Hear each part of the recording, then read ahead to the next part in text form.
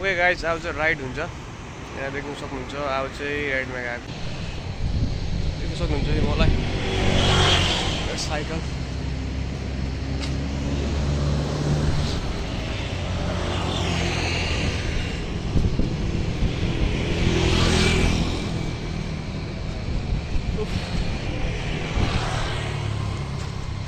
साइकलमा एकछिन आउँछु यहाँ देख्नुहुन्छ साइकल फेस 2 ब्रिज यता चाहिँ यो चाहिँ फेस 1 हो यहाँ चाहिँ फेस 2 ब्रिज भन्छ यो चाहिँ मेरो साइकल हो बबाल छ अहिलेसम्म भित्रिएको छैन किनेकोदेखि मैले रिपेयरिङ पनि गर्नु परेको छैन त्यसमै खुसी छु आज छुट्टी हो र चाहिँ म तपाईहरुलाई यसो देखाइदिउ भनेर नि जग्गा यसो बाटोहरू हो अनि यहाँ चाहिँ यस्तो चाहिँ वान वे गरम छ हो यहाँबाट चाहिँ म साइकल कुदाउँछु किनभने पुरै गरम छ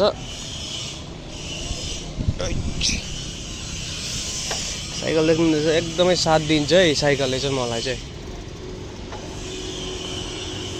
एकदम अहिलेसम्म साथ दिइरहेको छ हो यहाँ देख्नुहुन्छ बिचारा हेर मलाई केही खर्च पनि गर्नु परेको छैन हो अन्त सिनहरू देख्नुहुनेछ है बबाल हो अन्त म चाहिँ पसिना पसिना भइरहेको छ आज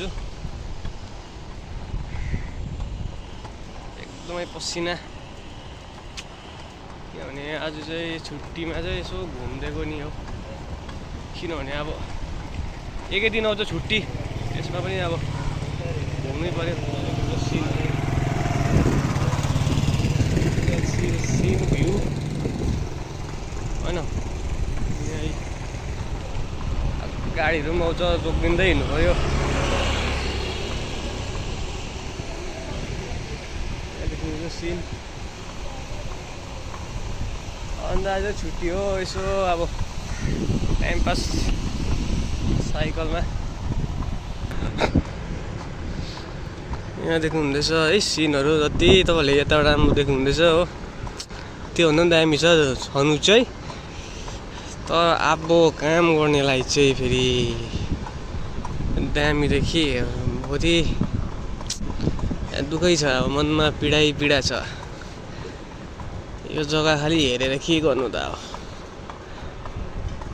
एउटा सन्तुष्ट भन्ने चाहिँ हुनुपर्छ मान्छेको मनमा हैन काम जसोसुकै भए पनि काम नसोचेर कामलाई एउटा खेल बनाएर चाहिँ काम गर्नुपर्छ एउटा कामलाई गेम बनाएर चाहिँ हामी काम गर्नुपर्छ हो अन्त चाहिँ अलिक भए पनि टिकिन्छ काममा नत्र साह्रो छ नत्र धेरै साह्रो छ अन्त अब के भन्नु त त्यस्तै छ पारा मालदिपको अब सबैजना अब सबै कामतिरै होला सबैजना होइन मार्की लागिरहेको छ मलाई चाहिँ हो हिजोस्ति घरबाट आएको 2 हप्ता 3 हप्ता भइसक्यो मार्की लागिरहेको छ पुरै चेन्ज हो नि त त्यहाँ अलिक जाडो थियो यहाँ गरम हो अन्त चाहिँ अलिक मौसमले साथ दिएको छैन मलाई अन्त यहाँको फेरि दबाईहरूले ट्याक्कै लाग्दैन हो मलाई चाहिँ यहाँको दबाईहरू लाग्दैन खै कहाँको दबाई आउँछ कि यहाँको दबाईहरूले पनि लाग्दैन हो अन्त चाहिँ त्यस्तै भइरहेको छ कति 4 दिन भइसक्यो मार्की लागेको खै के गर्नु त अब मार्की जाति हुनु चाहिँ अब पाडे पनि केही पाउँछ यहाँ केही पाउँदैन श्रीलङ्का खालि पाउँछ पाडे त्यो पनि अब डरलाग्दो पाडे हो त्यो चाहिँ फेरि कसरी भाइ हो त्यस्तै छ जिन्दगीको मोडमा अब पुलिसहरूले मेरो साइकलको चाहिँ यो सक्कर चाहिँ अलिकति भित्किरहेको छ र चाहिँ अलिकति डिस्टर्ब हुन्छ हो अब त्यसलाई पनि छिटै बनाउनु पर्छ यसलाई चाहिँ सेन्ट्रल पार्क भन्छ, सबैलाई थाहै छ हो। म चाहिँ फेज 2 देखि लिएर चाहिँ सेन्ट्रल पार्कसम्म जाँदैछु।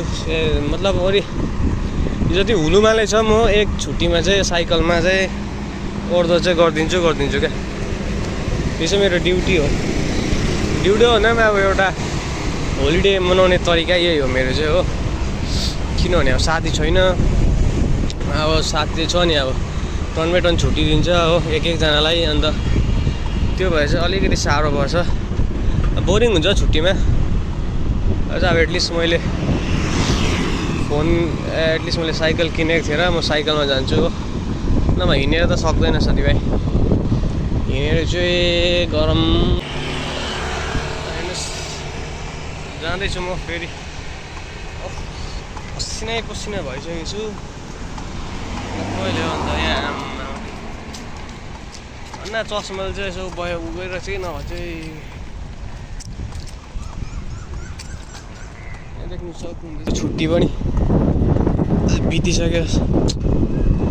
बोरिङ छ यार। भोलि अब फेरि ड्युटी जोइन हो, आजै छुट्टी भयो। बल्ल हप्तामा एकपल्ट छुट्टी आउँछ, त्यो पनि छुट्टीमा यति छिटो दिन बित्छ कि के भन्नु। खै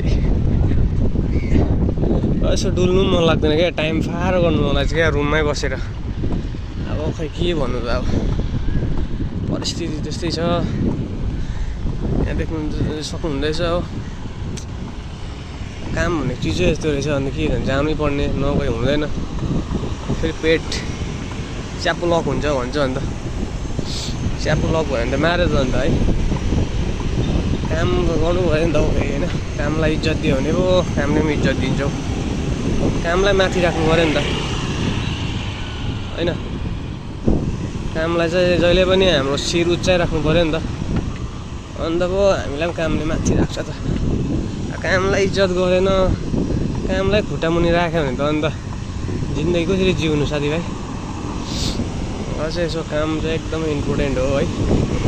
सबैजनालाई कामलाई रेस्पेक्ट दिनुपर्छ, दिन्छ पनि। अहिलेको जमानामा सबैलाई थाहै छ के हो होइन। अहिलेको जमानामा कामलाई दिएन भने त अब थाहा भएकै कुरो हो सबैलाई, अब दिने पनि गर्नुपर्छ हो। त्यस्तै छ अब। म चाहिँ अब मलाई एउटा बुढोले त सानो मजाले हेरेन त यो साइकल हो। फेरि यो साइकल त सेकेन्ड ह्यान्ड किनेको हो कि फेरि चोरेको साइकलहरू पो हुन्छ है। फेरि टेन्सन पो छ नि। फेरि त हुनु किनेको त अब निकै 6 महिना भइसक्यो हो। अनि चोरेको साइकलहरू बेचिदिन्छ कि मजाले हेरेँ नि, म त साइकल पनि माग्ने रहेछ भनेको। त्यसो पो गर्छ है यहाँ त। फेरि चोरेको साइकलहरू फेरि बेचिदिएर फेरि बाटोमै मागिदिन्छ नि फेरि। त त्यस्तो चाहिँ गरेन, मजाले हेरेँ खालि साइकललाई हो। भाइ यो मेरो हो कि भन्ने डर लाग्यो क्या मलाई, फेरि अहिले माग्छ कि भनेर। त्यस्तो हुन्छ है। अन्त यसो साइकलहरू किनेको होसियारले किन्नु। अब त गाइस हो, ठिकै छ, अब घुमाइ हुँदैछ।